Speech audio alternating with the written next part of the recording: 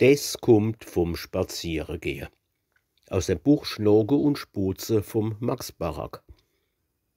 Am Sonntag, nach dem Essen, es ist ein schöner Tag gewesen, secht zu seiner Frau ein Mann.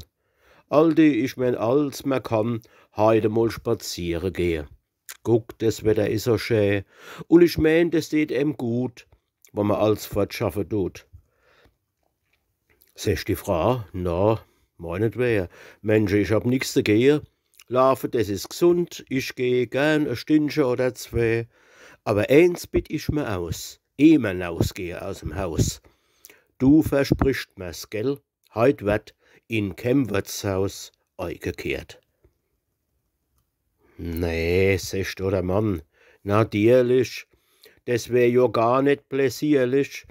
Meinst du dann vielleicht, ich schlupp heut in so dumpfi Stub? Aldi, nee, das tu ich nicht für alles.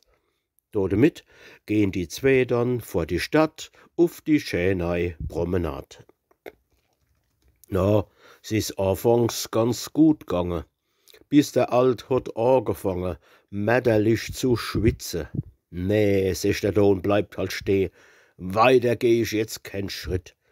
Was tu ich dann damit?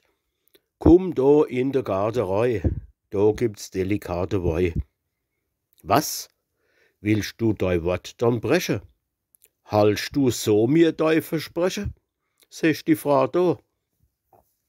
Nee, mein Wort, secht er, halt ich alles sofort. Denn ein Garde, Aldi, is doch kein Stub, das is gewiss. Drum, wann du nicht mit willst gehen, dann geh ich jetzt halt allein. Na, was hat sie machen wollen? Hätt sie außer hier stehen sollen, bis ihr Mann, der Zappe, der wieder zurückkommen wär?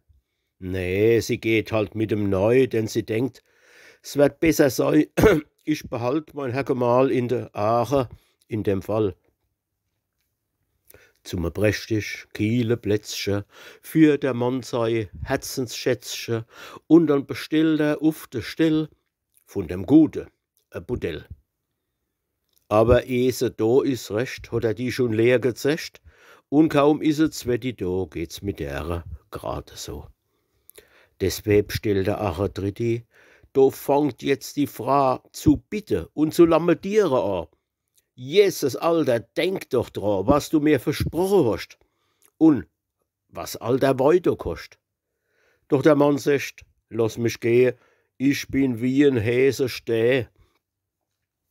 Langsam, sukzessive robbt er ach die Trittbudell, dann kloppt er, geschwind kommt da der Kellner her, ob noch einig fällig wär.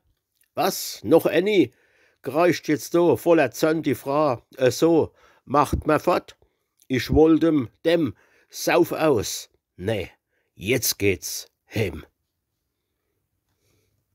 Jetzt hat dann der alte Zappe nix du kenne als Barappe, denn wann sei Frau so mit dem hot gerett als, da hat er schon gewisst, es is faul und es Best, er halt sein Maul.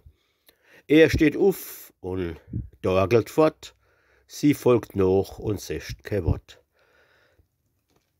Wie se aber heim sind kumme, da hat se ihn vorgenommen.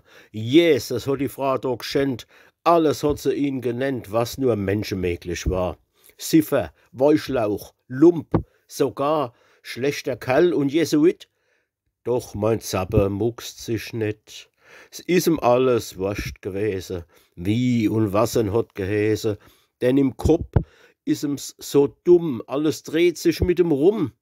Rund im Gräs rum ackerat wie ein großes Mielerad.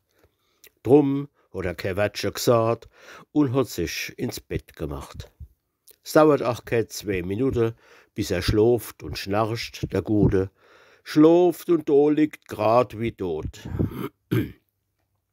Doch wie er ums Morgenrot die Lenore fahrt, da wacht er schon wieder auf und macht sein 2 Augen auf. Herrgott, was er da a Kopfweh hat. Aber na nix merken lassen, denkt er und fahrt in sei Hosse. Da bringt schon sei Frau Kaffee. Mensche, du de Kopf dir weh? fruchtsen voller Hinnerlicht. Herr meins Lebens, der du bist, sech, das is mir sterbensschlecht. So, das freut mich, der geschieht's recht.